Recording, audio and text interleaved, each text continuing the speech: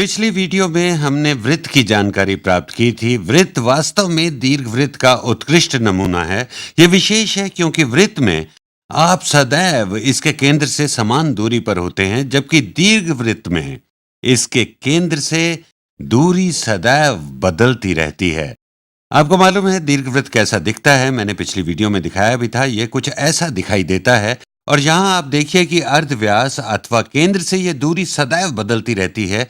मान लेते हैं इसका केंद्र मूल बिंदु है, तो ये है यहाँ हमारा मूल बिंदु। देखिए कि हम वास्तव में इसी बिंदु पर हैं, हम वास्तव में दीर्घवृत्त पर हैं और केंद्र के बहुत समीप हैं। यह वास्तव में समीपतम है, सबसे कम दूरी जब हम यहाँ पर होते हैं, और जब हम इस स्थान पर हैं तो मूल बिंदु बहुत दूरी पर है। तो यहाँ पर तो हमारी ये अधिकतम दूरी है, परंतु वृत्त के संदर्भ में ऐसा नहीं होता। वृत्त के विषय में मूल बिंदु से हम कितना भी दूर चले जाएं, ये दूरी हमेशा समान रहती है। दूसरे शब्दों में हम सदैव मूल बिंदु से एकदम समान दूरी पर होते हैं। चलिए इन बातों को ध्यान में रखते हुए थोड़ा गणित करते हैं। तो किसी दीर्घवृत्त जिसका केंद्र मूल बिंदु है, सामान्य अथवा प्रामाणिक रूप होगा x का वर्ग बटा a का वर्ग जमा y का वर्ग बटा b का वर्ग बराबर 1, जहां a एवं b कोई दो संख्याएं हैं। इनके स्थान पर c और d का वर्ग भी ले सकते थे। ये तो आप कुछ भी मान सकते हैं, ये समझाने के लिए है। यदि ये दीर्घवृत्त है जिसकी हम बात कर रहे हैं, ये दूरी a अर्ध दीर्घाक्ष है x के अनुदेश। स्मरण रहे कि यहाँ नीचे कुछ वर्ग है, और यदि हम वर्गमूल लेते हैं हर का, चाहे वो कुछ भी हो, a होगा x दीर्घाक्ष। ये दूरी हमारे आलेख में, हमारे अनुरेखण में ये दूरी है a अथवा ये वाला बिंदु। चूंकि हमारा केंद्र बिंदु मूल बिंदु है, तो ये होगा बिंदु x बराबर है a, y बराबर 0। जी हाँ, यहाँ ये बिंदु है a, तो ये दूरी भी होगी a, ये हो जाएगा ऋणात्मक a, 0, और अर्ध दीर्घाक्ष y की दिशा में होगी ये दूरी जो यहाँ पर है, वो है b। तो ये बिंदु होगा x बराबर 0, y बराबर b। उसी प्रकार यहाँ ये बिंदु जिसका x बराबर होगा 0, y होगा ऋणात्मक b। और यदि हम इसका अनुरेखण करेंगे तो ये बनेगा छोटा और मोटा दीर्घवृत्त। इसी प्रकार लंबा और पतला दीर्घवृत्त भी आप खींच सकते हैं, परंतु छोटे एवं मोटे दीर्घवृत्त में जिस दिशा में हम कम हैं वो कहलाती है लघु अक्ष, अर्थात b। मैं सदैव उचित शब्दावली प्रयोग करना भूल जाता हूं, परंतु b आप इसे अर्ध अथवा अर्ध लघु अक्ष की लंबाई कह सकते हैं। इसे कहते हैं सेमी माइनर एक्सिस। और ये शब्द कहां से आया? यदि ये यहां से यहां तक आपका लघु अक्ष है, या आप कह सकते हैं लघु व्यास, यदि ये पूरा भाग आपका लघु व्यास है, ये लघु इसलिए कहलाता है क्योंकि इस दीर्घवृत्त के सभी व्यासों में ये सबसे छोटा है, और अर्ध हो गया इसका आधा, तो b इसीलिए है अर्ध लघु अक्ष, सेमी माइनर एक्सिस। इस उदाहरण में b लघु दीर्घाक्ष है क्योंकि दीर्घवृत्त इस प्रकार खींचा गया है जिसमें b कम है a से। यदि b अधिक होता a से, तब हमें मिलता एक लंबा पतला दीर्घवृत्त। चलिए खींच कर देखते हैं, ये कुछ ऐसा बनेगा। तो ये दीर्घवृत्त कुछ इस प्रकार प्रतीत होगा, जिसमें b अर्ध दीर्घाक्ष हो जाएगा क्योंकि यहाँ b अधिक होगा a से। इसकी लंबाई अधिक और चौड़ाई कम होगी, लेकिन इस आलेख में हम अधिक नहीं उलझेंगे। यहाँ पर a लंबाई है, मुझे लगता है आपने अनुमान लगा लिया है। a लंबाई है अर्ध दीर्घाक्ष की, और आप इसे दीर्घ अर्धव्यास की लंबाई भी कह सकते हैं। संभवतः ऐसे समझाना सरल है कि आप इसे दीर्घ अर्धव्यास और इसे लघु अर्धव्यास कहें। Minor radius. अभी हम एक उदाहरण हल करेंगे। संभवतः मैं पहले भी एक उदाहरण हल कर चुका हूं। चलिए थोड़ा और स्पष्ट हो जाएगा।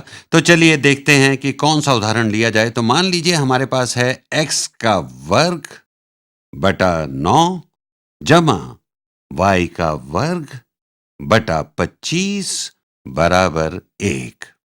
तो x की दिशा में आपका अर्धव्यास क्या है? ये है x दिशा में अर्धव्यास का वर्ग, और यदि x दिशा में अर्धव्यास का आप अनुरेखण करें तो हम कहेंगे a बराबर है 3 के, क्योंकि यह है a का वर्ग और इसे भी यहाँ खींचे तो हम कहेंगे कि यह है b का वर्ग।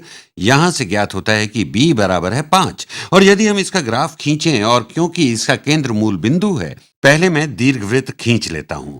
तो सबसे पहले तो हमारा y दिशा का अर्धव्यास बड़ा है x दिशा के अर्धव्यास की तुलना में, इसलिए हमारा दीर्घवृत्त लंबा और पतला होगा।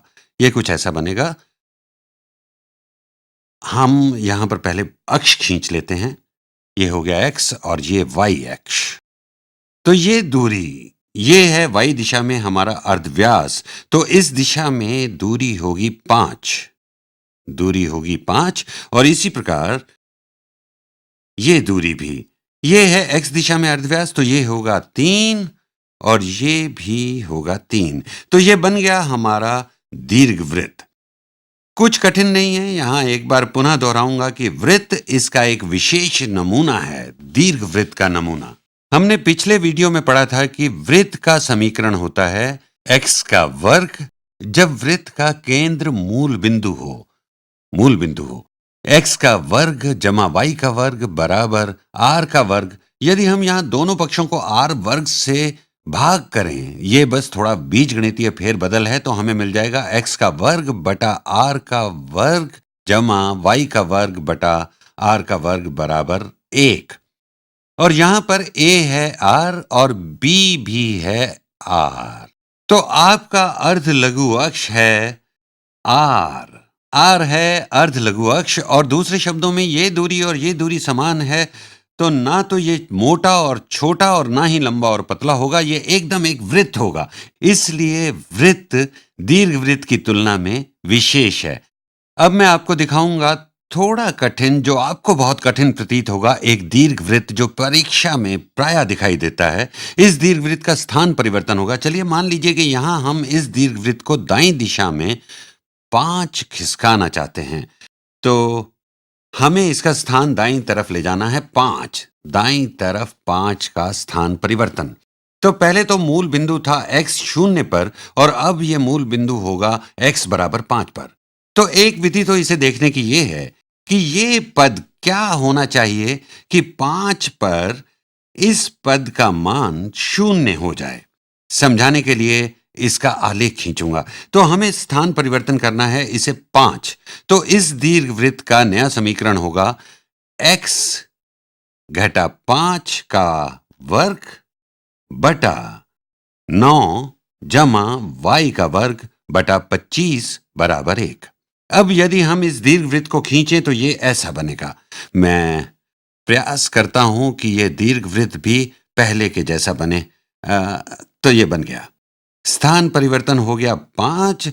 और हमने वृत्त की वीडियो देखते समय यह जानकारी प्राप्त की थी कि यदि हम x में से कुछ घटा रहे हैं तो हमारा मूल बिंदु धनात्मक 5 होगा। आप इस बात को अच्छी तरह कंठस्थ कर लें। आप कह सकते हैं कि यदि यहां पर ऋणात्मक है तो नया केंद्र भी ऋणात्मक पर होगा, ऋणात्मक किसी भी संख्या का, तो ये होगा धनात्मक 5। यदि यहां पर यह धनात्मक होता तो यह इसका विपरीत होता। अब आइए इसे करके देखें। यहां x बराबर 5 है, x बराबर 5, तो ये पूरा पद है 0, जिस प्रकार जब x यहां 0 था। तो जब x बराबर 5 है, x बराबर है 5, तब ये पद है 0। ठीक वैसे ही जब ये x 0 था, तो जब x बराबर 5 है तब ये पद 0 है, और तब y का वर्ग बटा 25 बराबर है 1। तो y बराबर हो गया 5 के। ठीक उसी प्रकार जब x बराबर 0 है, y का वर्ग बटा 25 बराबर 1, तो y बराबर है धनात्मक अथवा ऋणात्मक 5। और अब यदि हम इस समीकरण को 2 नीचे की दिशा में ले जाना चाहें, तो स्थान परिवर्तन नीचे की दिशा में 2 तक, तो हमारा नया दीर्घवृत्त यहां ऐसा बनेगा। आपने शंकु परिच्छेदों के बारे में पढ़ते हुए पहले भी देखा है, परंतु यह हर स्थिति में सत्य है जब भी आप स्थान परिवर्तन करते हैं।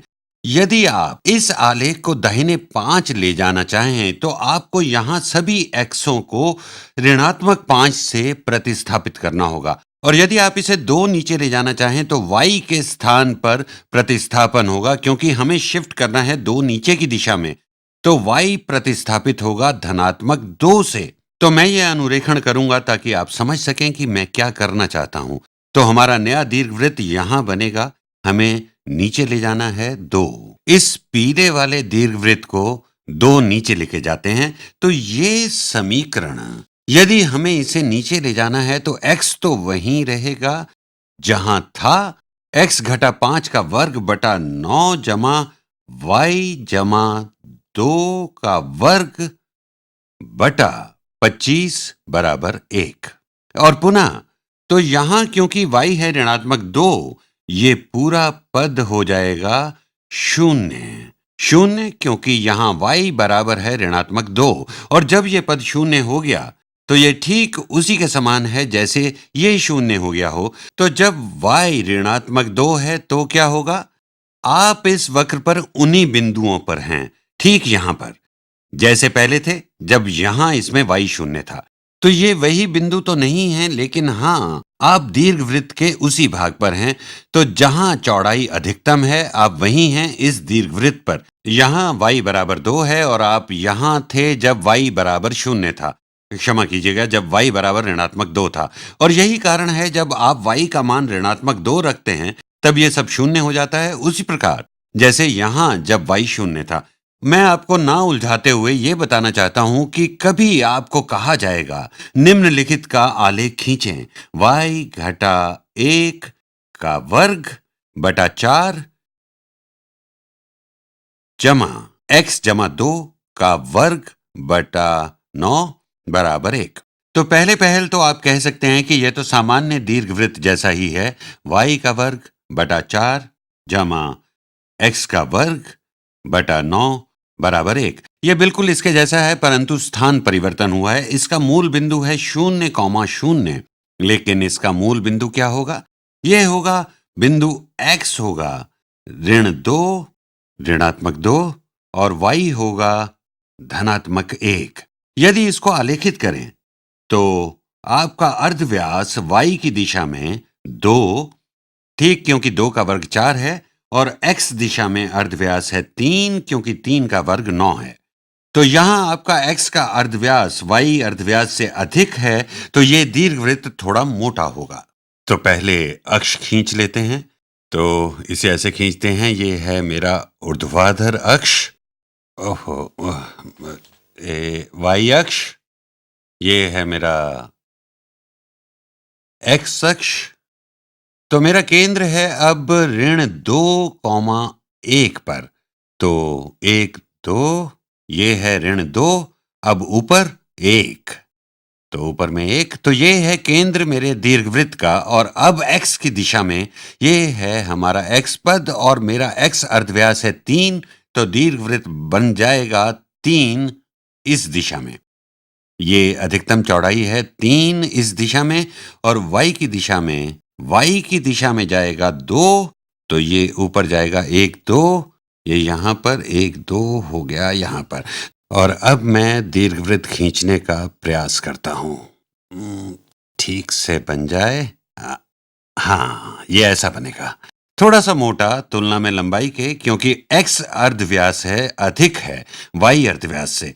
यहां पर ये दूरी है 3, ये दूरी भी है 3, यहां ये दूरी है 2, और ये दूरी भी है 2। आप देख सकते हैं, अपने आप समझ सकते हैं, इन बिंदुओं को आप स्वयं ज्ञात करें। परंतु यहां ये बिंदु है ऋणात्मक 2,1। अब यदि आप 3 अधिक जाते हैं यहां से, तो जोड़ेंगे 3x दिशा में, तो ये बिंदु होगा 1,1, और x दिशा के विपरीत 3 चलते हैं तो ये बिंदु होगा -5,1। इसी प्रकार आप अन्य बिंदुओं को ज्ञात करने का अभ्यास करें। तो ये थी दीर्घवृत्त की अल्प जानकारी। अगले वीडियो में और अधिक समझेंगे, इस रूप में सरल करेंगे ताकि ज्ञात हो सके कि यह निसंदेह दीर्घवृत्त है।